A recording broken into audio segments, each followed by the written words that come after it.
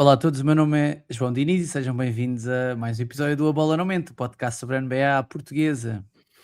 Quinta-feira para Fisquinha, cá estão eles. Estou de férias, portanto está-se bem. Eu também. Estamos das férias, é que estamos aqui antes do almoço, sem grande. Já com não muitas horas de sono, mas algumas. Estávamos a falar sobre isso até antes de começar a gravar, porque ontem tivemos os dois a ver o jogo em direto, né? Para-que-se no meu lado, no meu caso, pelo menos, estar de férias. E estávamos a falar do facto de um gajo depois de ver aquele jogo demora a adormecer. Eu estava a dizer, pá, demorei a adormecer. Estavas a dizer, pá, eu às 6 ainda andava às voltas. E eu depois disse, pá, então deixa-me gravar esta parte contigo, que é, para mim demorar a adormecer é mais do que 5 minutos. Tipo, eu só quero deixar isto claro. Ou seja, para mim demorar a adormecer foi, não me deitei e dormi logo, estás a ver? Ainda tive ali 5 minutos, 6 minutos, 7 minutos e depois dormi. No teu caso não é bem isso, né? No teu caso é 1 hora. Não, no meu caso é estupidez, porque o jogo está a decorrer. Por acaso, ontem valeu a pena ver o jogo até ao fim. E eu ali conversas à meia da noite Não, que, eu ia-me deitar. ao intervalo, estávamos a pensar se valia a pena, se não valia a pena. Tu disseste até que te ias deitar. Mas valeu a pena ficar até ao fim. Foi um dos grandes jogos destes playoffs e da história dos playoffs. Há ali jogadas icónicas que vão ficar para toda a eternidade. Vamos falar sobre isso.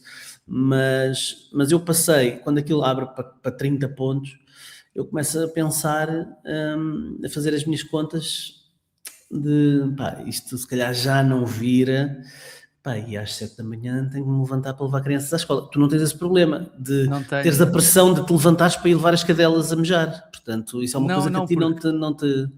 Porque a minha namorada... Não, também tenho, atenção, também tenho. Mas a minha namorada... Ou seja, não acontece nada, mija-me em casa. Pronto, a pior das hipóteses é isso. Está bem, mas os putos na pior das hipóteses faltam à escola, pelo menos não suja, estás a ver? Não, mas a minha namorada foi fixe porque levantou-se e foi levar as cadelas, o que me tranquilizou. Só qual é que é o problema? As gajas quando voltam da rua, há uma delas que gosta particularmente de me ir acordar, percebes? Volta muito contente.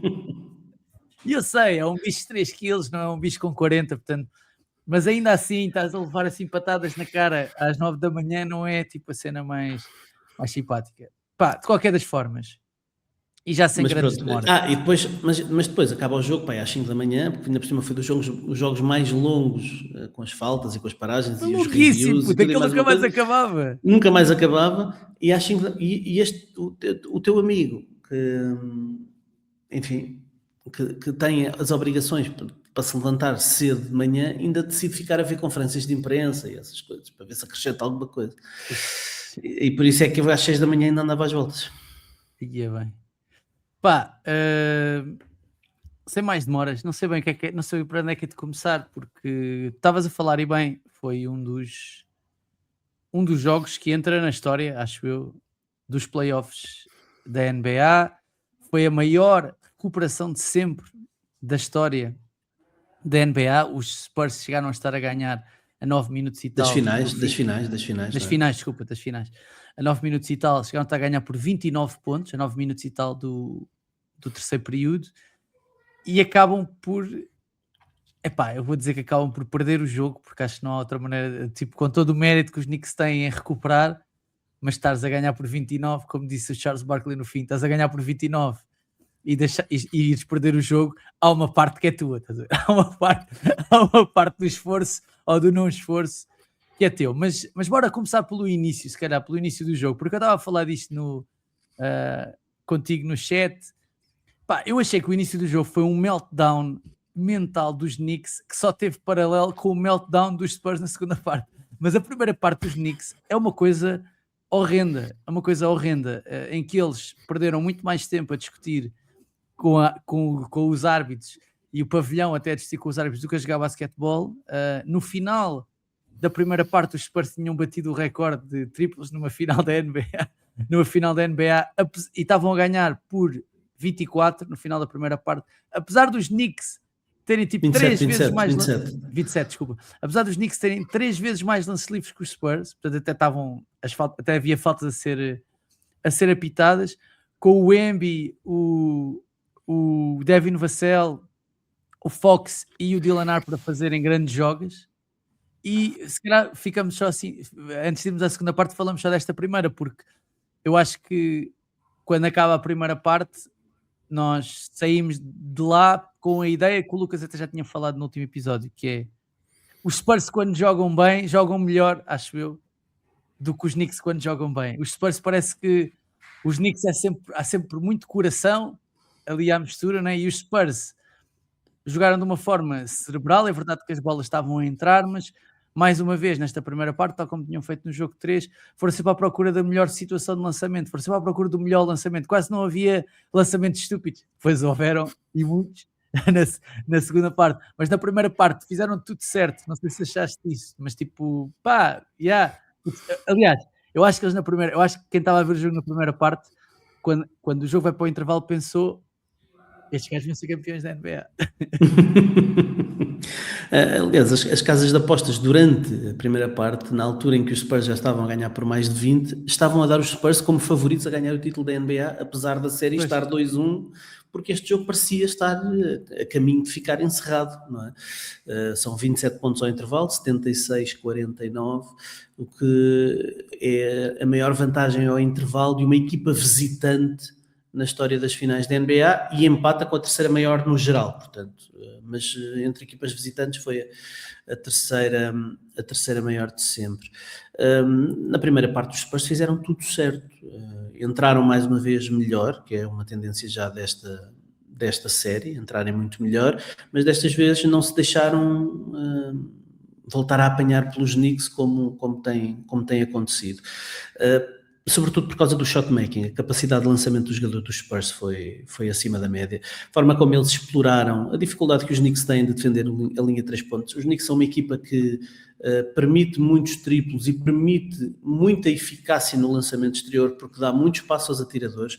Durante a fase regular, os Knicks permitiram 41% aos adversários, o que é uma coisa estratosférica, e estão a permitir 40% nos playoffs, portanto, 40% dos lançamentos, não de eficácia, do total de lançamentos. Praticamente metade dos lançamentos saírem de triplos.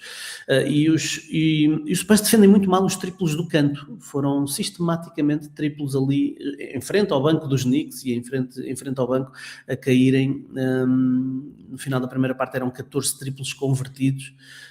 E os Knicks tinham 15 lançamentos de campo convertidos, portanto ajudou a explicar aqui um bocadinho a diferença. Depois parece-me também que os Spurs fizeram alguns ajustamentos interessantes. Os Knicks, os Spurs foram muito à procura do bloqueio direto envolvendo o Victor Wembanyama como bloqueador. Ele não é propriamente um grande bloqueador, não é um jogador largo, não é um jogador pesado, forte, mas quando ele consegue criar ali alguma resistência no defensor do seu colega, do ball handler, consegue criar ali algumas vantagens no bloqueio direto, e os Knicks, por norma, dão ajudas com os jogadores que estão ali nas primeiras posses de bola, ou seja, os jogadores do topo. Não dão ajudas com os jogadores do fundo. Os tags não vêm lá de baixo, são high tags, como se costuma dizer.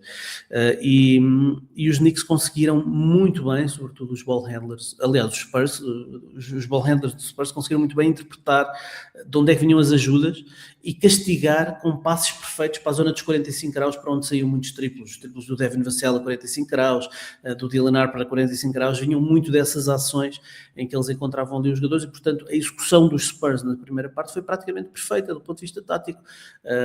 Eles fizeram o primeiro turnover quando tinham 59 pontos. 59 pontos. Eu acho que na primeira parte, se não me engano, vou agora confirmar, porque estava aqui a ver a diferença da primeira para a segunda parte, mas uma das coisas que impressionou na primeira parte foi 2 turnovers dos Spurs para 18 assistências, 2 para 18, e os Knicks 7 turnovers para 7 assistências. Para 7 assistências. E é verdade que os Knicks até estavam a ter algumas bolas ou seja, lançamentos que na teoria teriam elevado a probabilidade de entrar, e essas bolas não estavam a entrar, mas os Spurs raramente meteram aquelas bolas impossíveis, tirando ali 2 ou 3 do Dylan Harper, não é? Há uma que o gajo até roda sobre si próprio e etc. Mas estavam a dar, pá, eu não sei dizer isto de outra maneira, estavam a dar espetáculo. E o jogo, quando vai para o intervalo, aquilo que eu estava a dizer, eu achei tipo, estes gajos vão ser campeões da NBA, porque estes gajos são muito melhores do que estes que estão aqui. É verdade que os Knicks tiveram de jogar 12 jogadores na primeira parte, é verdade que o Karl Anthony Towns teve problemas de faltas tipo, no primeiro minuto de jogo ou nos primeiros 2 minutos de jogo. Pá, que atenção, eu percebo a revolta de alguns adeptos, mas eu aceito qualquer uma daquelas faltas, ou seja, não são decisões escandalosas. Há decisões escandalosas neste jogo e até no jogo passado. O Embiid não levou uma falta flagrante no jogo passado, e o que, como levou uma neste, significaria que não estaria disponível no próximo jogo dos Spurs em casa. O Alvarado faz uma projeção do Embiid, também não leva uma falta flagrante, ou seja, o que eu quero dizer com isto é, os árbitros erram e vão errar sempre. No caso da NBA, eu acho que começa a haver um problema em jogos muito físicos, porque claramente não há capacidade de controlar o jogo, né? E isto é um tema recorrente nesta série e é um tema recorrente até nestes playoffs, parece-me, e acho que vai ter de haver alguma coisa, vão ter de haver indicações claras sobre isto para o ano, porque isto não se pode repetir, ou seja, não se pode repetir o tipo de ambiente que estava a João, viver. nós falamos disto todos os anos. A diferença é de critério de jogo para jogo e de série para série. Dentro deste jogo, os primeiros 3 jogos houve porrada em barda e de repente aqui os árbitros estavam a tentar segurar o jogo desde o início. Portanto, o que tem havido é mudança de critério, mas nós falamos disto todos os anos. Falamos disto. E atenção, era 3, se não eram os 3 melhores árbitros da NBA, era 3 dos melhores árbitros da NBA, a começar pelo Zach Zarba, que é absolutamente o melhor árbitro da NBA. Sim. E eu não acho que os árbitros ainda tenham, ou seja, acho que os erros que existiram foram erros, vou dizer normais, são erros de interpretação que pode acontecer e que pode dar para um lado ou para o outro. Ou seja, eu até posso perceber os argumentos da cena do Alvarado, apesar de achá-los difíceis de compreender. E mesmo, mas pronto, independentemente disso, eu acho que o problema vem de trás, ou seja, não é um problema de agora, não é um problema deste jogo em específico, aquele ambiente que se criou depois à volta dos árbitros, e eu acho que os árbitros responderam bem a isso. Os Knicks é que não responderam bem a isso. Os Knicks, quando deixaram de se preocupar com os árbitros, começaram a conseguir ganhar o jogo. Eu estava a ver esta estatística só para passarmos para a segunda parte. Os Spurs, só para percebermos, a primeira parte dos Knicks foi mesmo muito má. Os Knicks na primeira parte marcam, só aqui para não me enganar, 15 lançamentos de campo em 37. 15 lançamentos de campo numa parte é muito pouco, são 7 lançamentos de campo. 15 lançamentos de campo numa parte é tipo um lançamento marcado de 2 em 2 minutos, quase. Tipo, é uma cena de minuto e meio, é mesmo muito pouco. E os Spurs marcam 28 lançamentos de campo, quase o dobro dos Knicks. E metade deles foram triplos. Metade deles foram triplos. Na segunda parte, os Knicks fazem 21 lançamentos de campo, portanto, menos até que os Spurs tinham marcado na primeira parte. E os Spurs, eu não sei se estamos preparados para este número, marcam 8 lançamentos de campo. 8 lançamentos de campo. São 4 lançamentos de 3 em 3 minutos. Isto não é aceitável. Desses 8, 3 são triplos. Portanto, são 5 lançamentos de 2 pontos marcados numa equipa que estava a ganhar por 29. E mais do que isso. Portanto, eles lançaram 39 vezes, 17 foram de triplo, portanto lançaram 22 sem ser 3 pontos, mas 17 triplos. Atenção, eu compreendo se tu estás quente que tu lances triplos, mas a certa altura, ao terceiro triplo falhado consecutivo, vai sacar uma falta, vai lá de baixo, recebe a bola no poste, faz o tal mid-range, qualquer coisa. Os Spurs falham 8 triplos seguidos, acho que se não me engano. Não há uma, desculpa a expressão, uma merda, um desconto de tempo. Eu não estou irritado por os Knicks ganharem, estou irritado por o jogo, por a série provavelmente acabar no sábado. É só isso, não é? Eu acho que a vitória dos Knicks não sofre contestação pelo coração que tiveram na segunda parte para ir buscar o jogo. Mas é inaceitável, eu acho que é inaceitável. E isto é independente de ser uma equipa nova ou não. Tipo, isso não interessa nada, estás a ver? Estes gajos já jogam basquete, todos, há 10 anos, há mais de 10 anos. Mas tem Eu sei que influência, não tem estão, eu influência, sei, tem é influência. claro que tem influência, mas eles têm há lá jogadores experientes, há lá jogadores que podiam ajudar se calhar a segurar o jogo. E os Já vamos próprios falar do treinadores, jogador mais experiente e do que é que ele fez no final da partida. e os próprios treinadores podiam ajudar a segurar parte do jogo, não é? Porque há várias razões para isto ter acontecido, não é? Mas eu acho que a principal, na minha opinião, é verdade que a inexperiência explica muito. Mas isto é um jogo de treinador, não é? Uma equipa que está a perder por 29 e perde. Eu sei que o treinador tem de fazer alguma coisa. Às tantas tens de fazer alguma coisa. Não podes continuar a fazer o mesmo. E o que ele estava a fazer foi o mesmo. E mais, ainda fez uma coisa pior, na minha opinião, que foi: os Spurs estão a ganhar por 29 e o Wemby está dentro de campo. O Wemby faz 44 minutos. O Wemby, no último período, não existiu. Falhou os 10 dos últimos 12 lançamentos. Eu sei que ele marcou um sexto importante, mas falha 3 dos últimos 4 lances livres. E ele falha isso. É verdade, em parte pode ser por inexperiência, mas porque está completamente exausto, não é? Está completamente exausto. Estava de rastros. Ele nunca jogou aqueles minutos da carreira, estás a ver? Nunca jogou aqueles minutos da carreira.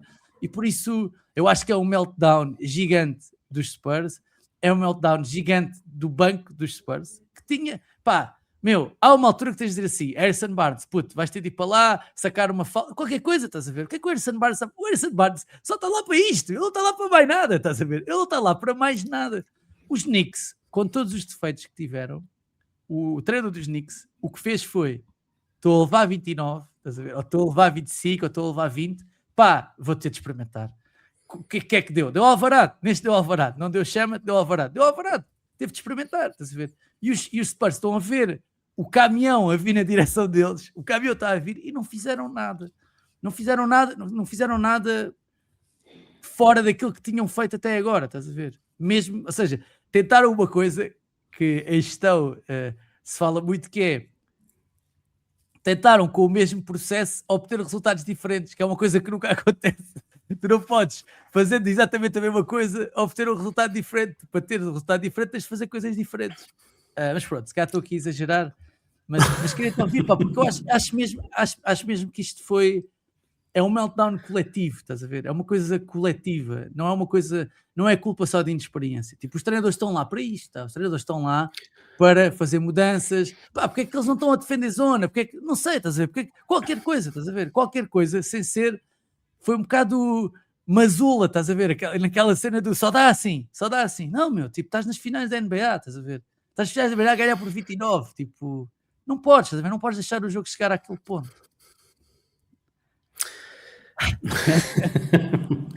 É assim, nós quando falámos há 2 episódios sobre esta série, na altura com a vantagem dos Knicks 2-0, falávamos de várias dimensões que podiam definir esta série, e aquela que na altura eu disse que era a mais importante era a questão mental.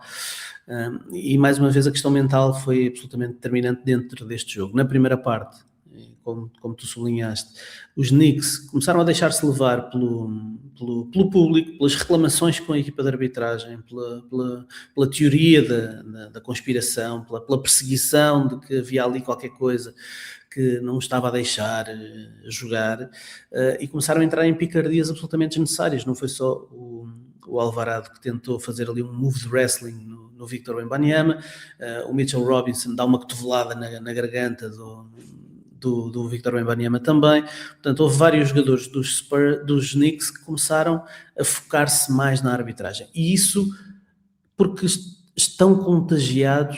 Enfim, o Mike Brown, no final do jogo 3, do último jogo, foi para a conferência de imprensa dizer: eu não vou falar de arbitragem. E esteve o tempo todo a falar de arbitragem. Portanto, um clássico isso já está, um clássico.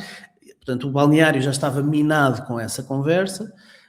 E depois o público de Nova Iorque, ainda por cima sem a presença do cabeça amarela, hoje desta vez mais focados no jogo do que propriamente na envolvência, acabaram por se deixar também levar com as questões de arbitragem. Desde logo o Karl Anthony Towns a sair logo aos 2 minutos de jogo com as 2 faltas. Enfim, começou a haver ali quase uma sensação de perseguição.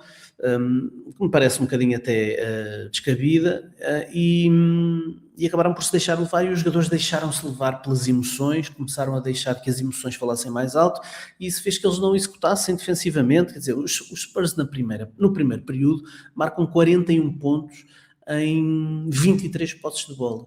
Ou seja, os Spurs do primeiro período têm marcam 1,8 pontos por cada posse de bola. 1,8 pontos por cada posse de bola. Na primeira parte, a eficiência ofensiva dos Spurs, nós durante a época falamos da eficiência ofensiva, portanto, os pontos marcados por cada 100 posses de bola, e normalmente as equipas que lideram a NBA andam ali à volta dos 120, 120 e tal. Os Spurs na primeira parte toda tiveram uma eficiência ofensiva de 158. 158 por cada 100 posses de bola. Portanto, foi um arraso total na primeira parte. A execução dos Spurs, a forma como eles com o scouting conseguiram partir a defesa e aquilo que eles estavam a fazer para contrariar o bloqueio direto, portanto foi uma masterclass dos Spurs na primeira parte. O problema foi que veio o intervalo. E com o intervalo os Spurs sentiram, e aí, aqui vem a inexperiência, sentiram que o jogo estava ganho. Sentiram que o jogo estava ganho. Estava no papo, era favas contadas. E entraram completamente lentos, super reativos. Eu acho que estavas a dizer que eles repetiram a mesma receita. Eu acho que eles não fizeram nada do que estavam a fazer na primeira parte. Estavam completamente reativos. Não, estou a falar mais na defesa. Estavam a fazer. Estou a falar na segunda parte, repetir a receita na segunda parte. Na primeira, se eles tivessem jogado como na primeira, as coisas tinham claro, não fizeram isso.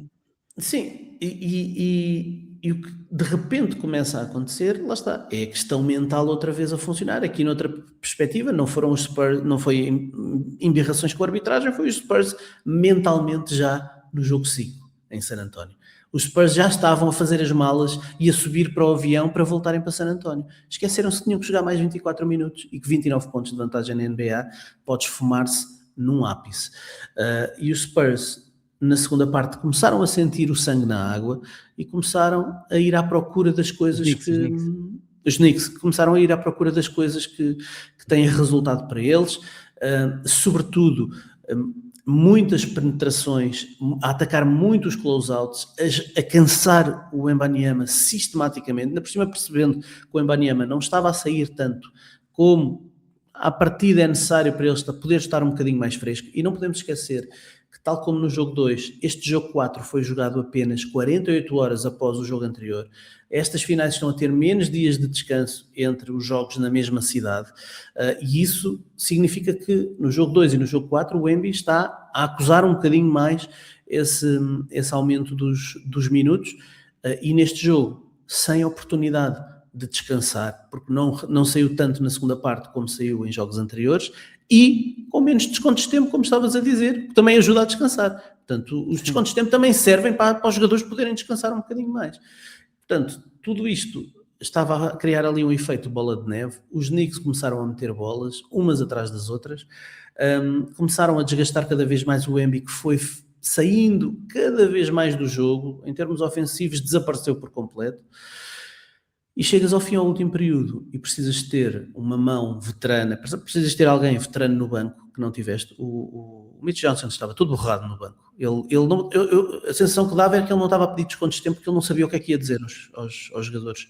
Ele não sabia o que é que havia de transmitir lá para dentro. Foi penoso, para mim, para alguém que tem apreciado tanto o que os Spurs têm construído nas últimas décadas, para além que tem valorizado tanto a liderança, os líderes que emergem normalmente ali em San António.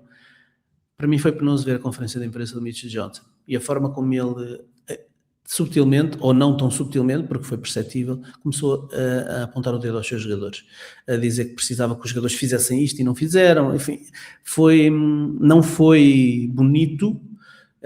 E não sei se os jogadores viram, como é que vão interpretar aquelas palavras, mas não foi bonito ver o que aconteceu. O Mitch Johnson estava perdido ali no último período, sem saber muito bem o que é que havia de fazer, e dentro do campo precisavam de alguém que assumisse um bocadinho, e o De'Aaron Fox decidiu assumir.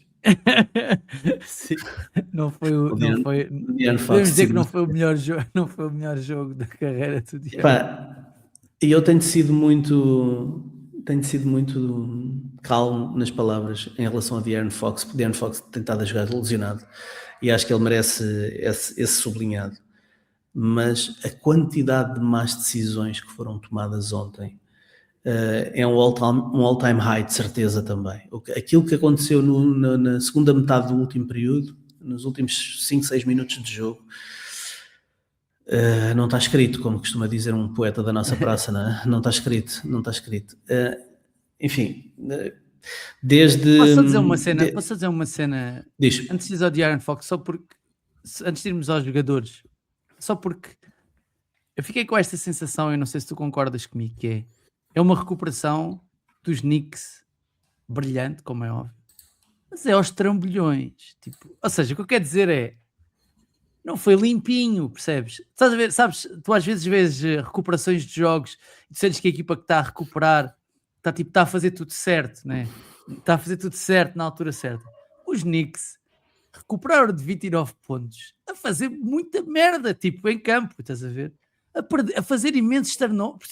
Eu só estou a dizer isto porque, lá está, eu não estou a desvalorizar a recuperação dos Knicks, não é isso, mas eu estou só a empolar ainda mais a incompetência dos Spurs.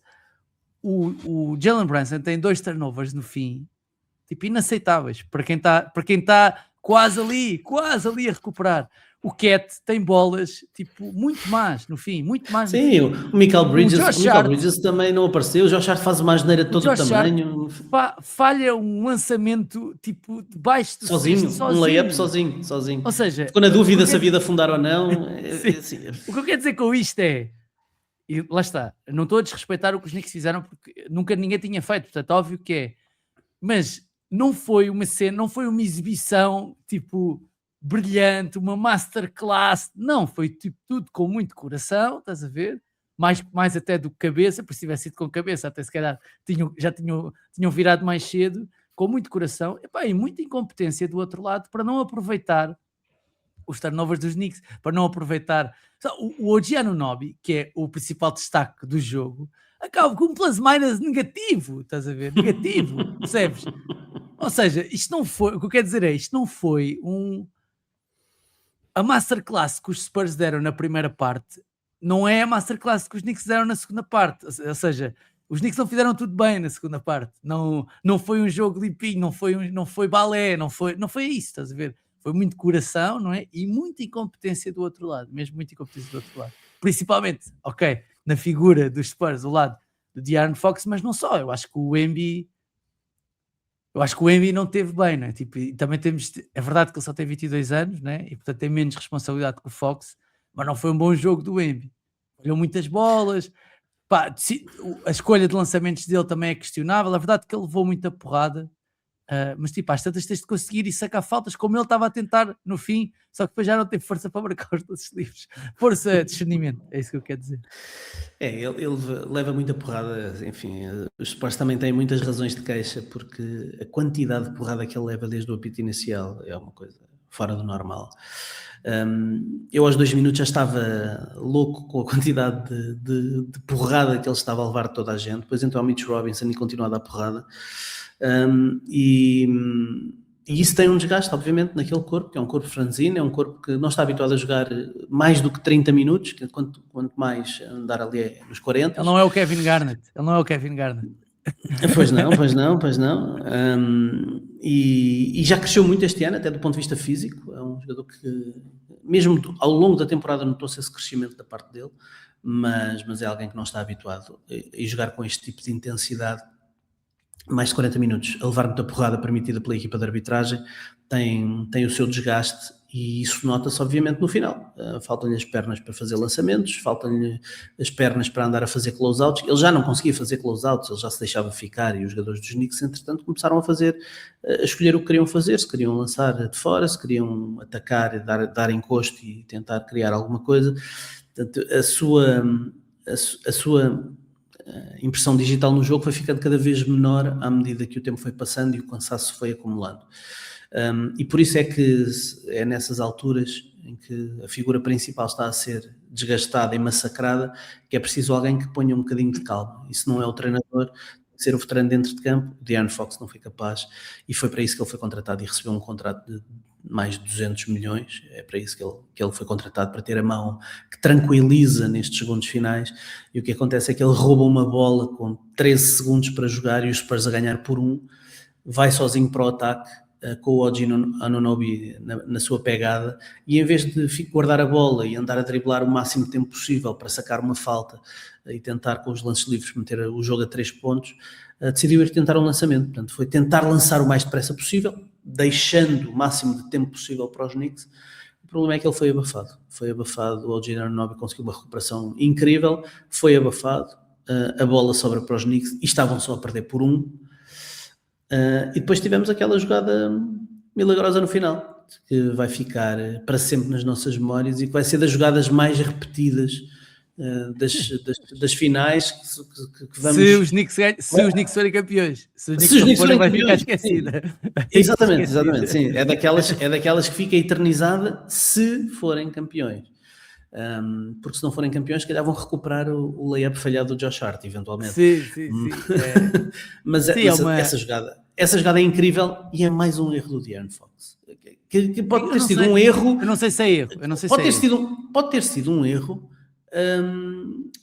que foi o Mitch Johnson que definiu. Porque eu acho que o Mitch Johnson definiu aquilo. Eles metem a bola dentro no Jalen Brunson, no meio campo, e ele vem para o ataque com a ideia de lançar 3 pontos, de jogar isolamento e lançar 3 pontos. E o que acontece é que quem repõe a bola é o OG Anunoby, que está a ser defendido, imagine-se, pelo De'Aaron Fox. Nem estava, posso só dizer uma cena, nem estava, ou seja, ninguém estava tipo a contestar a reposição da bola em jogo, mas o homem é o Fox. O homem é o Fox, era o homem que sobrava. Eu só estou a dizer isto porque isso para mim é elucidativo do Fox ir para a bola, estás a ver? Ou seja, o facto de ele estar ele estava a ver onde é que a bola... Claro, ele estava a ver onde é que a bola ia entrar para poder cair logo no 2 contra 1. Porque uma das coisas boas que o Alvarado trouxe à equipa no jogo de ontem, um bocadinho no jogo anterior também, mas sobretudo no jogo de ontem, foi um segundo ball handler nas alturas em que o Jalen Brunson estava em campo. Coisa que foi muito importante para o Jalen Brunson, não só não se desgastar e estar mais disponível, mas também para os Knicks poderem fazer coisas diferentes. O Alvarado permite fazer coisas diferentes, o Jalen Brunson sem bola tem aprendido a fazer coisas diferentes, e portanto isso ajudou os Knicks claramente. E naquela posse de bola final, a bola vai para o Jalen Brunson e toda a gente sabe que o Jalen Brunson não vai passar a bola a ninguém. Obviamente o Jalen Brunson vai querer assumir aquele lançamento. E, portanto, quando os Spurs decidem ter o Victor Wembanyama no Brunson, eles assumem que é aquele matchup que eles querem. Eles querem, apesar de ser um gigante, é aquele matchup que eles querem. É o gajo de 2,24 m, que tem 2,34 m de envergadura, e quando estica o braço, vai criar, provavelmente, o lançamento mais difícil ao Brunson. E toda a gente sabe que a bola naqueles momentos, ninguém vai fazer um layup, não é? Toda a gente lança um pull-up, toda a gente lança a partir do drible em suspensão. E, portanto, o Victor Wembanyama é o melhor gajo que tu tens para ter à frente, seja de quem for. Com o De'Aaron Fox a fazer o 2 contra 1 por decisão da equipa técnica, isso não há dúvida nenhuma, das duas uma, ou o Jalen Brunson passa a bola e o OG Anunoby ficou completamente livre nos 3 pontos e estava a pedir a bola e a bola não soltou, mas o Brunson achou que com o tempo que tinha, ainda alguns segundos no relógio, com o Fox a vir, se calhar o melhor era lançar já daqui. Vai já daqui. Pode ser que, porque se eles estão com 2 contra 1, nós vamos ter vantagem no ressalto ofensivo. E foi exatamente isso que aconteceu. Eu só não percebo uma cena... O lançamento sai direito da mão e o OG Anunoby, sem defesa, sem ninguém para fazer box-out, rasga completamente no meio da defesa e faz aquela tapinha. Uma tapinha dificílima, que eu não sei como é que ele toca na bola. São só a pontinha dos dedos que tocam na bola. E porque ele só não afundou porque aquilo foi demasiado fácil. Aquilo foi demasiado fácil no sentido de... Ele não estava à espera... Ele estava a ir à bruta. Ele não teve a posição. Não, mas ele não conseguia afundar. A bola estava... O que quer dizer é, o gajo estava a ir, não é? Afogueado, não é? Tipo, e depois de repente, ou seja, ele correu demasiado, estás a ver? Porque se ele quisesse, tinha sido um afundanço, tipo, ou seja, agarrava e a tapinha era um afundanço, porque havia espaço. Mas ele teria que ter calculado o timing de salto melhor, porque ele toca a bola num ponto altíssimo, era impossível ele ter conseguido agarrar a bola, mas sim, sem oposição nenhuma. Yeah. e com os jogadores mais perto a saltar ao pé dele a ser o Dylan Harper e o Devin Vassell, quer dizer, ao lado do OG Anunoby. E atenção, eu acho que faz sentido o Dylan Harper lá estar, que é um bom ressaltador. Acho que faz sentido o Kessel lá estar, que é um bom ressaltador. Meu, se vais fazer 2 contra 1, tens de pôr lá o... Porra, como é que se chama o gajo? O gajo que veio do Celtics, meu. O Cornet. Ou seja, se vai haver essa jogada, não é? Tu sabes que não vais bloquear que em caso de lançamento, tipo, não vais ter ninguém a marcar o OG Anunoby, não devias ter um gajo maior lá dentro? Epá, não, porque eles têm que fazer trocas nos vários bloqueios que podem acontecer ali. Então o E Harrison teres Barnes, Cornet, alguém. e teres o Cornet ali não fazia sentido. Toda a gente sabia que quando os Knicks pediram desconto de tempo, a bola ia para o Brunson e o Brunson ia assumir o lançamento. Portanto, o importante ali, o Brunson, se visse o Mikal Bridges sozinho, ele não ia lançar, ele preferia lançar contestado. Era isso que ia acontecer, toda a gente naquele pavilhão tinha recebido um memorando, todos nós sabíamos o que é que ia acontecer. Epá, então tu achas que foi só basquetebol? Achas que não havia nada que os Spurs pudessem ter feito? Os Spurs fizeram uma escolha. Escolheram, sabendo que a bola ia entrar no Brunson, escolheram fazer 2 contra 1 no Brunson. E fazendo 2 contra 1 no Brunson, deixaram a margem para poder haver um ressalto ofensivo. Os outros 3 jogadores que estavam atrás do 2 contra 1 estavam cada um com o seu atacante direto a fazer box-out. Agora, havia um jogador a mais. Sim, eu sou honesto. É uma questão matemática. Quando vi o lançamento e percebi que não ia entrar, eu achei que o jogo ia acabar. O que só ressalva, não é? A jogada do OG. O OG é engraçado. E o que só valida a decisão dos Spurs, então, nesse caso, na tua opinião. Sim. Ok, pronto. Se eles decidem fazer 2 contra 1, o problema não é esse último jogar, o problema é estarem a ganhar por 29, estás a ver? E estarem naquela posição no fim do jogo, estás a ver? Esse é que é o problema. É engraçado porque estava a ouvir falar do Fox. E o Fox, no final, não sei se viste essas declarações dele, até houve um gajo a gozar, tipo, o gajo parece que estava a falar num jogo de playoffs, tipo, em playoffs, outubro, de um jogo que é falar de um jogo de fase. Que é, o gajo não ferve, estás a ver? O gajo não ferve. Não sei se de propósito ou não, o gajo não ferve. Mas o OG também não ferve, não sei se viste o final do jogo. Mas esse ganhou. É verdade, não, tudo bem, mas claramente que é um perfil até não assim tão distante do Fox, porque não é um gajo, tu nunca viste o gajo tipo a fazer peito, não há muito essas coisas, né? Nele, a gritar muito alto, não, o gajo está ali, está tipo, não ferve. E ontem, não sei se viste, a NBA entusiasma-se logo, já meteu o OG Anunoby como favorito ao MVP das finais, não sei se viste isso. Tem feito bons jogos, muito bons jogos. Está no site da NBA, sim. Muito bons. Tem sido, se calhar, em termos de eficácia, não há dúvida, né? O mais consistente, não é? O mais consistente de todos. O OG já está a lançar 56 ou 58 de campo e de 3 pontos e 90 de lances livres, era uma coisa assim. Obviamente, se os Knicks forem campeões, o Jalen Brunson tem que ser o MVP das finais, não é? Foi muito bonito o Cat nos primeiros 2 jogos, a entrar na conversa, mas isso acontece porque, quer dizer, tudo anda à volta, tudo orbita à volta do Jalen Brunson, e o Jalen Brunson e a sua gravidade é que permitem também que os outros jogadores possam ter as oportunidades que têm. Portanto, não há dúvidas nenhumas que o Jalen Brunson tem que ser o MVP destas finais. Mas o OG Anunoby está a pôr-se em muito boa posição de se calhar de receber alguns votos, porque, quer dizer, tem esta jogada icónica. Imagina que ele agora faz outra jogada, mais um grande jogo. Sim, e uma jogada icónica. Marca mais 30 pontos. E decisivo no final. Isso vai de certeza virar muitos votos para ali, não há dúvida nenhuma. Se o OG faz 30 e tal pontos no próximo jogo outra vez e o Brunson só faz 20... Estás convencido que acaba já em San António ou não? Puta, eu vou deixar. Os Spurs ainda não ganharam aos Knicks em casa. Os Spurs ainda não ganharam aos Knicks em casa. Vou deixar de tentar adivinhar, estás a ver? Porque o que eu vi ontem, como diria Jorge Pestrelo, saudoso Jorge Pestrelo, desafia os limites da lógica, estás a ver? O que eu vi ontem desafia os limites da lógica. Agora podia dizer assim, tipo, na teoria, o que vai acontecer é uma equipa como os Spurs não recupera, com a inexperiência que eles têm, não recupera deste meltdown. E, portanto, vai ser sovada em casa pelos Knicks. Isto é a teoria. Mas pode haver outras interpretações, nomeadamente os Knicks estavam todos borrados e só jogam bem quando estão a perder, só jogam bem de trás para a frente e por isso não vão conseguir assumir o jogo lá e vão perder o jogo e cá, quando o jogo voltar para Nova Iorque, vão estar a tremer porque sabem que se perderem esse jogo não conseguem, tipo, estás a ver? Tudo isto são interpretações. Agora, na minha cabeça, os Spurs não recuperam disto. Na minha cabeça. Mas na minha cabeça, os Spurs também não iam dar a tarefa que deram na primeira parte aos Knicks. Não ia existir isso. Não ia existir. Por isso, não sei, deixei de fazer previsão. A minha previsão era Spurs em 7, desde o início. Para ser Spurs em 7, os Spurs têm de ganhar os próximos 3 jogos. Eu acho isso muito difícil pela parte mental. Acho muito difícil. Mas também achava muito difícil que os Spurs ganhassem 2 jogos seguidos ao Standard e fossem ganhar o jogo 7 em casa dos campeões. Como também achava difícil que os Knicks fossem recuperar um jogo de 29 pontos. Portanto, caguei, puto. Vou só usufruir destas finais porque há uma coisa que estas finais têm trazido, estás a ver?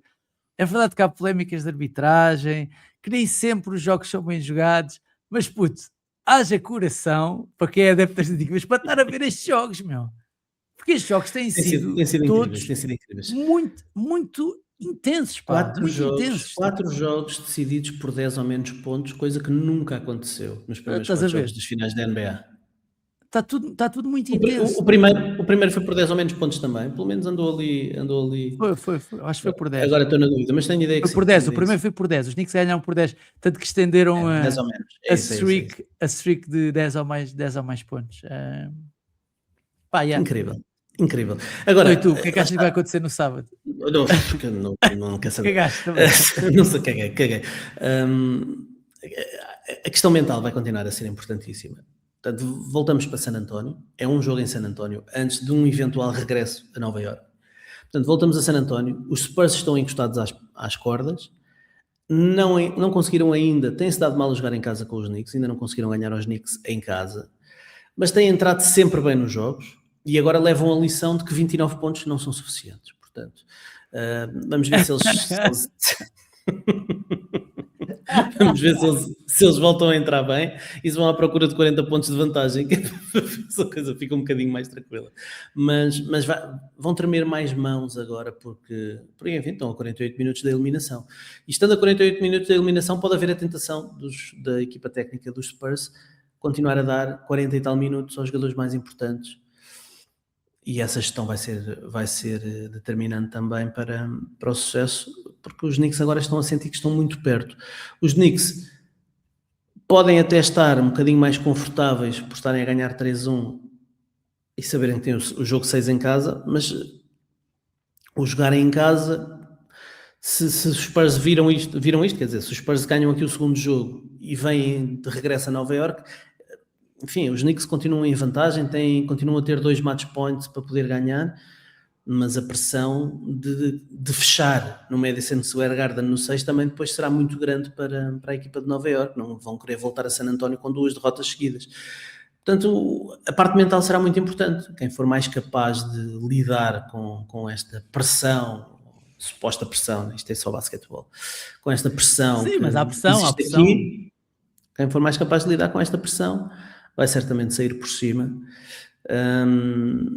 Mas aconteça o que acontecer, já ganhámos aqui uma série. Ganhámos. São umas belas finais. São umas belas finais. No início da época, ninguém se calhar acreditava nestas finais. Eu por acaso acho que disse que os Knicks iam à final, mas acho que era com os Standard. Ou com os Nuggets. Mas desconfiava. Confiávamos dos Knicks, mesmo, ou os Knicks ainda finais que o Standard era para ser varridos. Era para ser varridos. Com a maior limpeza, não é? Sim. As coisas mudam e, portanto, é maravilhoso. O mundo da NBA e o basquetebol é incrível e estas finais estão a deixar-nos certamente muito boas recordações.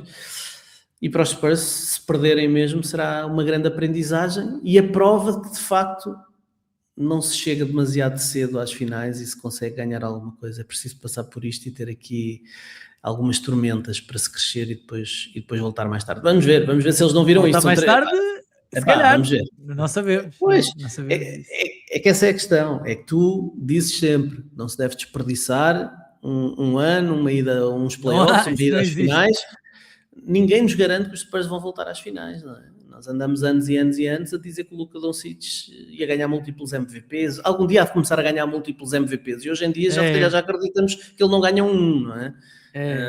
Os Spurs os Thunder iam começar uma dinastia e de repente foram eliminados e apareceu aqui o brinquedo novo. O brinquedo novo apareceu e parece que vai perder nas finais. Todas as semanas isto muda. Sim, muda todas as semanas. Muito bem. Olha, como sabes, este podcast é o apoio da Betano.pt, escolha do consumidor e marca 5 estrelas em apostas desportivas. Odds. O que é que temos aqui de odds? Campeão. Olha, odds de eu arranjar um tripé novo antes de acabarem as finais. Achas que qual é a odd? Não vais conseguir. Knicks 1,23, Spurs 4,80 para campeão.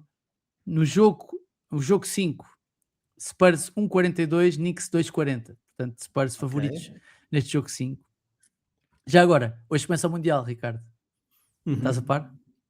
Estás a par do Mundial de Futebol? Tu gostas do Mundial de Futebol ou não? Sim, deve ser a única, os mundiais europeus deve ser das únicas competições que tu até curtes. Epá, eu vou vendo, falo mal, mas eu vou vendo algumas coisas de futebol. Eu só não gosto é de dar palco por causa do que rouba ao nosso é verdade. Eu vou acompanhando. Mas o Mundial é só de 4 em 4 anos.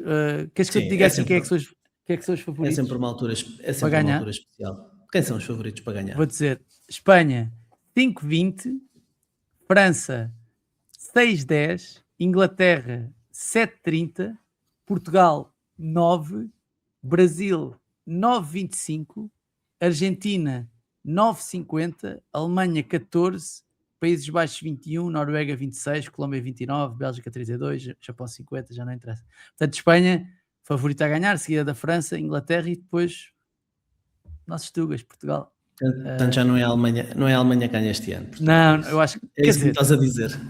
Já não digo nada, são muitas seleções, são 48 seleções pela primeira vez no Mundial.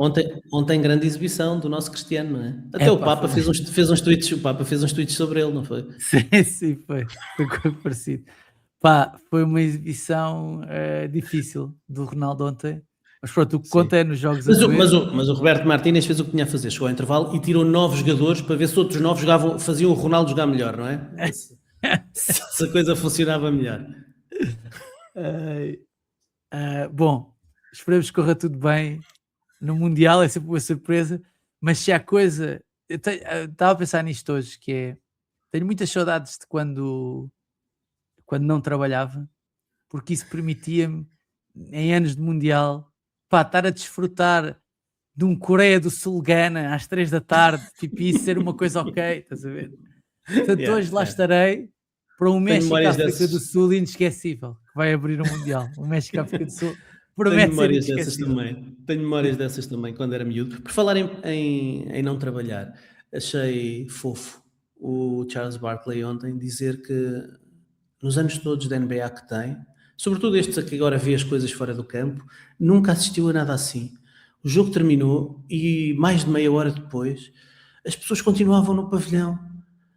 E não queriam fugir do trânsito, sair rapidamente e ir para casa fugir do trânsito. E eu a pensar, então mas a Taylor Swift vai para o escritório de contabilidade amanhã? Ou as pessoas que estavam lá a ver o jogo têm coisas para fazer amanhã? As pessoas que estavam lá a ver o jogo pagaram $20,000 por um bilhete, ou seja, não é working class, ou pelo menos a maioria não será. Portanto, está-se bem, porque se chegarem um bocadinho mais tarde não faz mal. Olha, só antes de irmos embora... temos uma pergunta da bancada épica. Eu achei épico, porque o Gonçalo Cunha, que é adepto dos Knicks e é patrono do A Bola Não Mente, enviou 3 mensagens durante a noite. Eu vou lê-las de seguida porque eu acho que as mensagens são muito engraçadas. A primeira mensagem é: boas malta, estamos no intervalo e a derrota é óbvia. Mais uma vez os Knicks entram passivos no jogo e rapidamente perderam-se emocionalmente frente aos Spurs, que se mantiveram excelentes defensivamente e marcaram tudo o que era cesto. A equipa mais nervosa a jogar no Madison foram os Knicks, é inconcebível. Muito aconteceu durante a fase regular para não acreditar que os Knicks chegariam às finais, portanto não seria um choque a vitória no jogo 5, já a começar com uma reação na segunda parte. O status de underdog é o que este grupo gosta. Entretanto, o Wembley levou uma flagrante e torna muito mais grave o que não aconteceu no jogo 3. Por último, e muito mais importante, feriado em Nova Iorque, quando James Dolan vender a equipa, é incrivelmente estúpido. Abraço aos 3. Essa foi a primeira mensagem. A segunda mensagem é totalmente em caps lock. A segunda que vem aí. E é milagre, New York Knickerbockers, maior jogo da história, preciso de podcast agora. E a terceira mensagem é: desculpem, mas o 10 de junho não é o dia de Portugal e de Camões, é o dia de New York Knicks e OG Anunoby. Agora sim, basicamente isto é a montanha russa, que é ser fã dos Knicks ou de basquetebol de uma maneira geral depois do jogo de ontem. E acho que é uma ótima forma de nos despedirmos e agradecer ao Gonçalo. Ricardo, se queres dizer alguma coisa? Não tenho muito mais a acrescentar.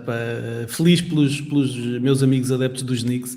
Eu não sei se tu sabes, mas no nosso grupo onde nós trocamos mensagens durante a noite, lá o grupo do Borracha Laranja no Telegram, está lá o Pedro Rodrigues Silva. Tá. Que nunca comenta nada. Eu acho que ele secretamente está a guardar recibos das coisas que a malta vai escrevendo e quando isto terminar vai começar a disparar em todos os sentidos. Mas estou feliz pelos adeptos dos Knicks para já. Agora tenho que fechar, calma, tenho que fechar isto. Não bom, acabou. Cá estaremos depois para comentar o jogo 5. Ricardo, muito obrigado por este bocadinho. Achas que os Knicks não vão cometer a diarreia de perder estas finais, pois não? Epá, puto. Eu acho que não, isso, ou seja, para isso acontecer, teria de acontecer o mesmo que aconteceu aos Warriors com os Cavs, não é? 2016. A única vez que isso aconteceu numas finais. Há 10 anos. Foi há 10 anos, precisamente. Há 10 anos. Pá, não sei. Atenção, eu acho que não é impossível, porque volto a dizer o que disse ao início. Quando as equipas estão no seu melhor, os Spurs, eu acho que são melhores que os Knicks. Agora, os jogos não são só isso, né? Os jogos não são só a qualidade individual dos jogadores ou a teoria que os jogadores são melhores. Sei lá, ontem, por exemplo, o Kessel, não disse isso há bocado, mas o Kessel, sabes quantos lançamentos fez na segunda parte? Na segunda parte toda. É verdade, só jogou 15 minutos. Sabes quantos fez? Fez um lançamento na segunda parte. E depois marcou 8 lances livres, é verdade. Mas fez um lançamento na segunda parte. Teve muito condicionado por faltas, é verdade. Mas os jogos são... o Michael Bridges não jogou bem, mas o Kessel também não jogou bem, estás a ver? Ou pelo menos teve muito condicionado ao longo do jogo. Portanto, isto muda tudo, não sei. Eu diria que os Spurs ganham o próximo jogo, eventualmente, por uma questão de orgulho e etc. Mas lá está, como disse há bocado, não me choca nada que os Knicks vão lá e matem esta equipa, porque depois de perder por 29 não me choca, estás a dizer, não acredito perfeitamente. A vilanização de Victor Wembanyama que está em curso, não é? Mas eu já tinha avisado isto. Nós vamos odiar o Wembanyama. Não vamos nada. Eu acho que não sei se vamos todos odiar, mas já há muita gente que odeia o Wembanyama, não é? E que no início da época amava o Wembanyama, já há muita gente que o odeia. Ontem, os adeptos dos Knicks ontem foram para a porta do hotel dos Spurs e acertaram com um ovo no Wembanyama. Surreal. Mas estão a dar alimento ao Wembanyama para vir aí cheio de fome. Não sei se ele está com fome, puto. Não sei se ele está com fome para lhe dar alimento, não sei se ele está com fome. Ele tem que ir fazer desenhos para o parque. Para ver se motiva. Pois, eu de tudo aquilo que eu... Vais embirrar com isso. Deixa-me adivinhar. Como é que eu vou dizer isto? Eu cenas muito performativas eu não consigo, mano. Não consigo. Sabes porquê? Tu há bocado estava a dizer uma coisa que é verdade, que é... Achaste que foi performativo? Achaste que foi performativo? O gajo ia desenhar para o parque no meio das finais da NBA. Foi passear com a irmã? Foi passear com a irmã? Acho um bocadinho performativo, sim. Acho um bocadinho. Desculpa. Não estava lá uma equipa de PR dos Spurs? Sabes o que é? Estava lá uma equipa de PR dos Spurs? Estava ou não? Ou foi sozinho? Não estava. Foi sozinho com a irmã. E não estava lá uma equipa de PR dos Spurs? Não, aquilo foi malta que filmou na rua atrás de um caixote de lixo. Pois, certo. Está Pronto, bem. teorias da conspiração. Mas, Tá mas, bem. mas sabes o que é isso? Sabes Olha, o que é isto? tu trabalhas nessa área. Se tu soubesses que o melhor jogador da tua equipa, vamos só fazer esta pergunta. Se tu soubesses que o melhor jogador da tua equipa ia desenhar para o parque com a irmã, tu não mandavas ninguém filmar aquilo? Não, não mandava. Não? Ok. Não mandava.